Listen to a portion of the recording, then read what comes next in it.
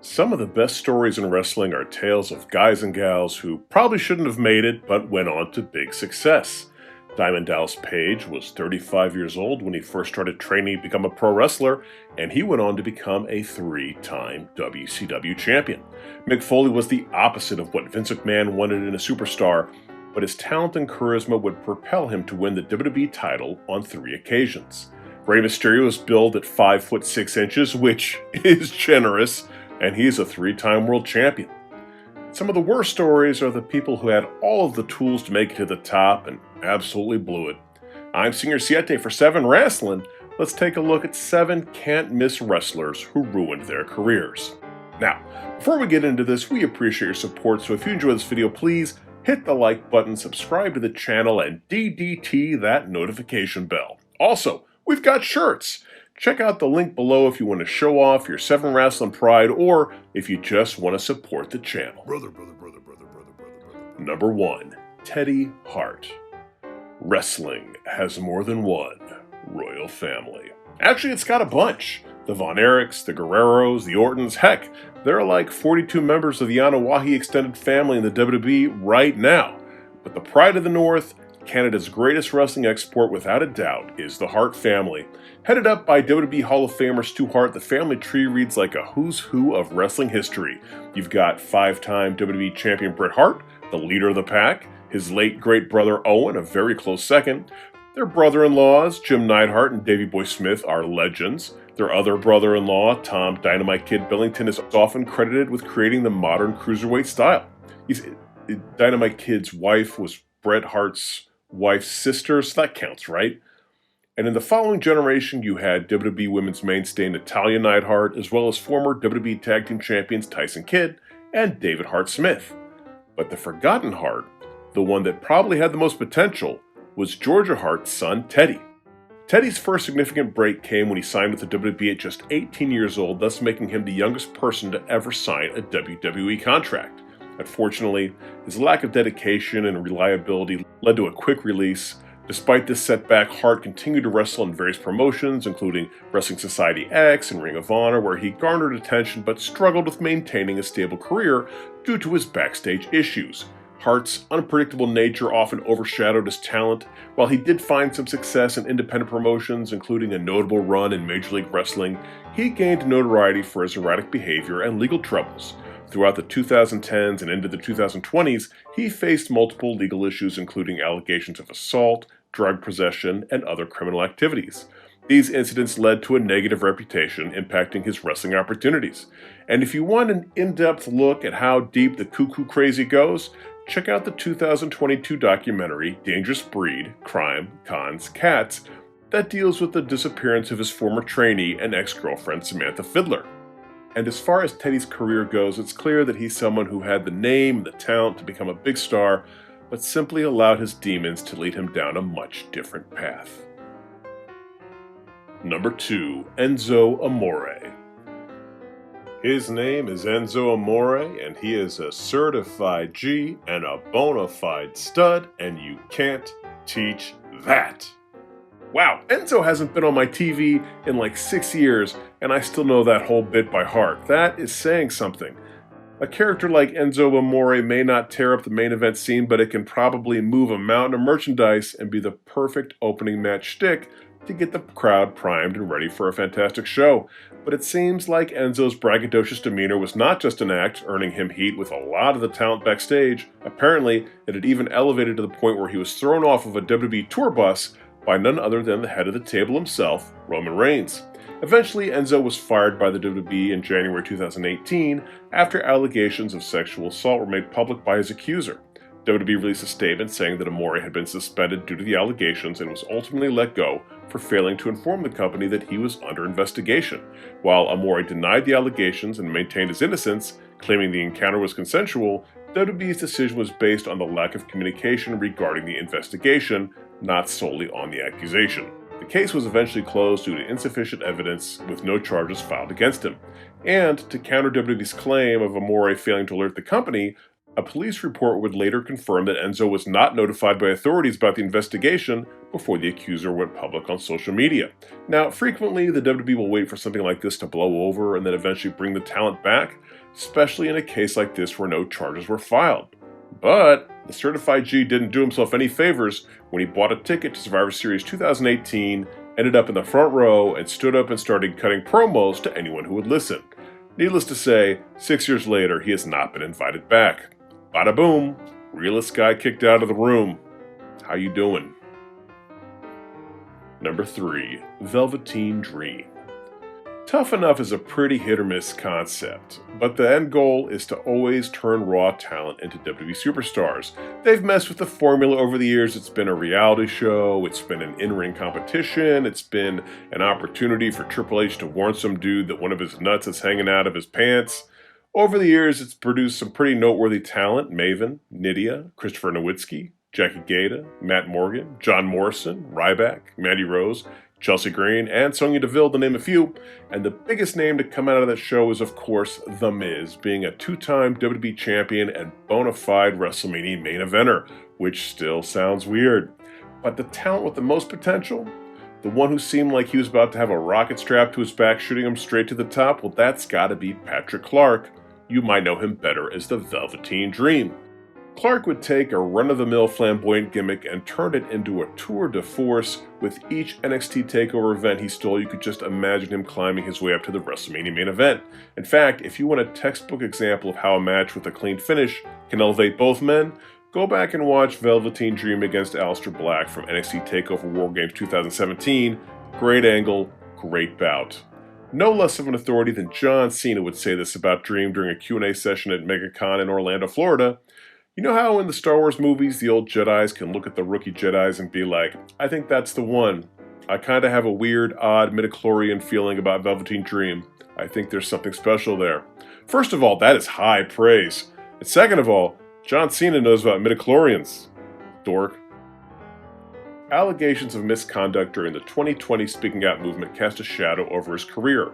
Accusations surfaced regarding inappropriate communication with minors, which Dream denied, stating that a private image of his had been shared without his consent. While WWE conducted an investigation, they found no conclusive wrongdoing. Despite this, Dream's name and reputation were severely damaged, leading to a decline in his career momentum and eventually a release from WWE. In 2022, Dream faced further legal troubles, being arrested twice in the span of 1 week. The first incident involved allegations of battery and trespassing after confrontation with a gym owner.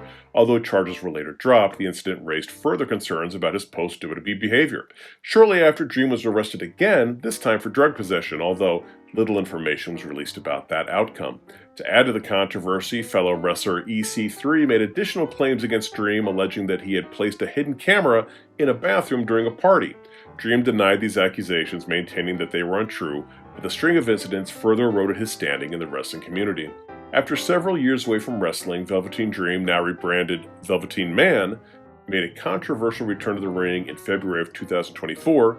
His appearance during a Dynasty Wrestling event, which was not announced in advance, drew significant backlash from fans, particularly given the promotion's family-friendly tagline. Despite the criticism, Dynasty Wrestling defended their decision to bring him back, framing it as an opportunity for Dream to have a second chance. The promotion released a statement standing by their choice, noting the packed attendance for the event, although we're not sure how he's responsible for the packed attendance during an unannounced appearance. Number 4, Jeff Hardy. We recently talked about how, out of all of the top names in WWE history, there's really only one that the fans never turned on: Stone Cold Steve Austin. In fact, when they tried to make him a bad guy, the fans simply refused to let it happen. Now, most talents who spend any kind of significant time in the WWE will spend time as both a babyface and a heel. Some will do it dozens of times. But some guys are just tailor-made for one role or the other. A few examples are Ravishing Rick Rude. We never saw him slapping hands and kissing babies. Or Ricky the Dragon Steamboat. He never made fun of a local sports team. Well, that is until the episode of Hey EW where RJ City made him cut a bad guy promo. Quick aside, RJ City is my spirit animal. Another name on that list, kinda, is Jeff Hardy. Jeff and his brother Matt had been enhancement talents for years when they were brought up to the main roster as a tag team. They'd partner with Michael P.S. Hayes in a trio that seemed to replicate the vibe you'd get when an old man would go to raves with his nephews. After an amazing series of 7 matches with Edge and Christian that culminated with a ladder match that set the tone for all future ladder matches, it would be impossible to get the people to boo for Jeff Hardy ever again. So they didn't even try. For the rest of his run in WWE, he was the charismatic enigma, daredevil underdog that the fans simply couldn't get enough of. And when his following simply couldn't be denied, they pushed him to the top of the card and the World Championship, where he was cheered over such top names as John Cena, Triple H, and Shawn Michaels. Now, I'm sure most of you know how the story ends. Jeff's problems with drugs and alcohol would derail what could have been an all-time career. He simply never put himself into a position where he could be trusted being a top guy. He'd leave WWE after dropping the world title to CM Punk in 2009 for the lighter schedule and lighter wellness policy of TNA Wrestling. He and his brother Matt would make a thunderous surprise return at WrestleMania 33 in 2017, and believe it or not, the fanbase was still desperate to see Hardy take things to the next level. Hardy's demons continued to get the best of him, resulting in being arrested for driving while impaired in 2018, and a public intoxication arrest in July of 2019, and another driving while impaired charge in October of that same year. The final straw happened during a 6-man tag team main event on December 4th, 2021 in Edinburgh, Texas. After tagging out, Hardy would randomly leave the ringside area through the crowd. Footage of Hardy's appearance showed him appearing sluggish throughout the match. Hardy would be released from his contract less than a week later. Jeff would deny being under the influence of anything, saying, "That night in Edinburgh, Texas, I finished my heat. I took the heat and I said, I'm ready to go," went over the rail and disappeared into the crowd. Naturally, they think I took something like drugs or whatever, but I didn't. If I was that bad, I should have never went out there. That's the way I see it. I thought, just another unpredictable thing I can do and I'll get away with it. It wasn't more serious than that. The problem being, Jeff had performed under the influence before, famously at the TNA 2011 Victory Road pay-per-view, where Sting would immediately hit his finishing move on Jeff and hold him down for the pin. Jeff Hardy continues to wrestle to this day, but it's difficult not to get a little sad when we think about how he could have legitimately been one of the all-time greats if he had just been able to get clean and stay clean. Number 5. Marty Skrl. Matt Cardona, then known as Zack Ryder, deserves a ton of credit for being one of the first prominent pro wrestlers to use social media and the internet to aid his career.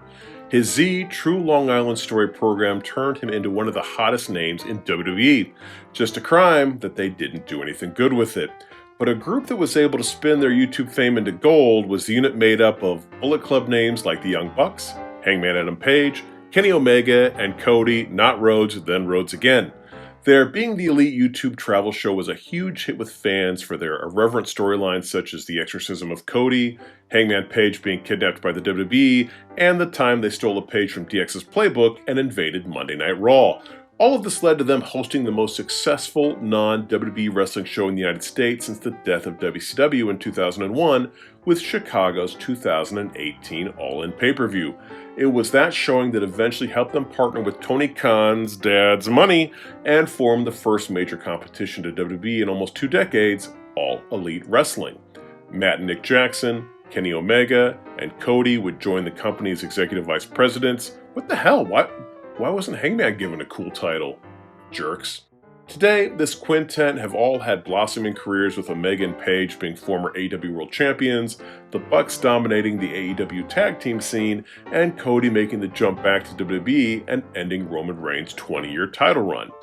But we're leaving something out of the equation. Marty the Villain Skrl was a prominent part of the Being Elite program as well, arguably one of the lead characters. In fact, I'd make the point that his match with Kazuchika Okada at the original All-In was the bout of the night. With his dark villain persona, Skrl appeared destined for greater heights. However, when his friends left ROH to form AEW, Skrl chose to stay and signed a lucrative contract with Ring of Honor, reportedly with some creative control over the promotion. The decision was shocking at the time, as many expected him to follow his peers to AEW. Skrl's career took a dramatic turn in the summer of 2020 during the Speaking Out movement, a wrestling equivalent to the Me Too movement, in which several women came forward to accuse male wrestlers of sexual misconduct. Marty Skrl was named in an allegation involving a 2016 incident in which he was accused of taking advantage of a 16-year-old girl who had been drinking. The legal age of consent in England, where the incident occurred, is 16, and Skrl admitted the encounter took place but claimed it was consensual and legal. Skrl faced backlash for not addressing the power dynamics and the ethical implications of his actions despite his public acknowledgement. In response to the criticism, he released a statement expressing regret that the woman involved had felt unsafe in the wrestling community and emphasized the importance of listening to survivors. He also urged fans not to attack the woman online. Despite his apology, Skrl's reputation took a significant hit. He was removed from his roles in ROH and dropped by various promotions. Attempts to return to wrestling, such as a booking with Santino Morella's Battle Arts Professional Wrestling in 2022, were met with public outcry, forcing his removal from the event. Since then, Skrl has struggled to regain his former status in the wrestling world. Although he continues to make appearances for smaller independent promotions and occasionally posts content on YouTube, he has not worked with any major wrestling promotion like WWE, AEW, or Impact Wrestling. Skrl's legacy, once intertwined with the success of his contemporaries, is now overshadowed by the scandal that halted his rise. Number 6. Tessa Blanchard. Outside of promo ability, Charlotte Flair has it all. The look, the size, the in-ring ability, the name. Her father is one of the greatest of all time and a member of the legendary Four Horsemen, and all the same applies to Tessa Blanchard. Okay, maybe Tully wasn't one of the greatest of all time, but he certainly was good. In 2019, Tessa made history by becoming the first woman to win the Impact World Championship, as well as the first woman ever to win the top men's title in a national wrestling organization. This monumental achievement came after a heated intergender feud with Sami Callihan, which positioned her as a top star. However, just as her career was hitting its peak, the onset of the COVID-19 pandemic began to unravel her momentum. As the pandemic unfolded, Blanchard faced significant backlash due to multiple allegations of bullying and racism from fellow wrestlers like Chelsea Green and Allison Kay. The controversy intensified after Tessa tweeted a message urging women to support one another, which came off as condescending to many in the wrestling community. In it, she'd simply state, "Hey women, try supporting one another. Cool things happen." The ensuing storm of accusations painted a damaging picture of her character, with details emerging such as her spitting in La Rosa Negra's face and referring to her as the N-word. This ultimately led to a decline in both her popularity and her credibility. Meanwhile, despite holding the company's top title, Tessa's relationship with Impact Wrestling began to deteriorate. After relocating to Mexico during the pandemic, she failed to submit promotional materials for events, causing further tension. By June 2020, Impact Wrestling lost faith in her and terminated her contract, leaving her without a major platform to showcase her talent. Following her fallout with Impact, Tessa found herself shunned by major promotions like WWE and AEW, which were wary of the negative publicity surrounding her. Though she briefly appeared in Women of Wrestling, that too ended poorly, and she struggled to regain footing in the industry. Currently, she is wrestling in CMLL in Mexico. This past year, Blanchard and La Rosa Negra were able to make amends, but with Tessa's sordid history, her path back to prominence remains uncertain. Number 7. Ken Kennedy. Ken Kennedy, known in the WWE as Mr. Kennedy, debuted in 2005 and quickly gained popularity for his charismatic persona and unique microphone skills. He seemed to be a throwback to the Attitude Era in much the same way that LA Knight is today. In 2007, Kennedy would win the Money in the Bank ladder match at WrestleMania 23, earning a shot at the WWE Championship. Shortly thereafter, he would announce that he would be using his briefcase to secure a shot at the title at the following year's WrestleMania. An ingenious angle that sadly never came to fruition due to him injuring his arm and therefore dropping the briefcase to Edge. Originally, it was believed that Kennedy was going to be out for 9 months, but once he was thoroughly checked out, he only missed a month. His second missed opportunity was the one that would have put him into the stratosphere. In storylines, Mr. McMahon was informed that he had a child out of wedlock, and that mysterious child was now a WWE superstar. Originally, it was to be revealed that the child was in fact Mr. Kennedy, hence why he was given that name in the first place, seeing as Kennedy is Vince's middle name. McMahon's bastard son would then square off against Triple H in the main event of the following year's WrestleMania to determine the ownership of the company. Fortunately for Kennedy, it was around this time that he was named in a steroid scandal and busted for a wellness policy violation. While Kennedy was suspended, Hornswoggle would take his place in the storyline. Needless to say, Hornswoggle did not face Triple H at that year's WrestleMania. As you would imagine, this would put a serious dent in Kennedy's upward momentum within the company. And what would put the final nail in Kennedy's WWE coffin was when he would hit Randy Orton with a belly-to-back suplex during a 10-man match on the May 29, 2009 episode of Monday Night Raw. After the match, an enraged Orton would complain about Kennedy being an unsafe worker to management. Now, there are two very different sides to the story, with Kennedy saying this to Pro Wrestling Report on 540 ESPN Radio. His neck never even touched the mat, which makes you wonder why he even went to the trainer's room to get his neck taped up. He was so injured that he went on to wrestle 3 nights in Mexico. Orton would respond on his now-defunct message board saying, "As far as dropping me on my head, he did. He never got to see all 4 camera angles of him doing it. I did. Plus, the left side of my neck down to my trap was sore all week in Mexico. I did tell Ken that he shouldn't be dropping me on my head with such a simple, basic move. He never said sorry, and he even called me a liar after the match.